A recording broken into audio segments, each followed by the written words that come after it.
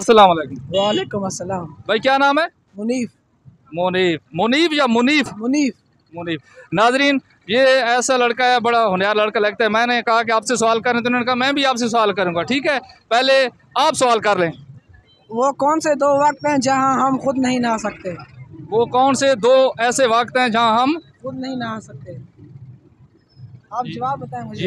ये वैसे मैं भी बड़ी मुश्किल में फंस गया हूँ। नाजरीन, ज़रा मेरी हेल्प कर देना। आप जवाब कमेंट्स में ज़रूर बताना, मुझे तो ये जवाब नहीं आता।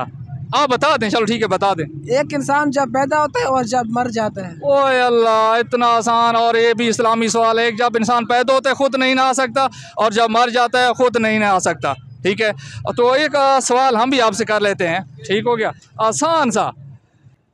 किस नबी के जनाजे में 40,000 उलमा कराम शामिल हुए थे?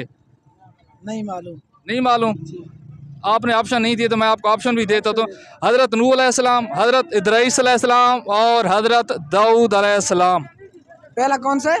हज़रत नूह अलैहिस्सलाम। हज़रत नूह अलैहिस्सलाम। हज़रत नूह अलैहिस्सलाम। जी। नाजरीन, क्योंकि बड़ा मुश्किल सवाल था तो जवान जवाब से नहीं दे सका। आपकी इतला की दर्द है कि हज़रत दाऊद अलैहिस्सलाम वो नबी हैं जिनके जनाजे में 40,000 उलमा शामिल हुए थे। बस।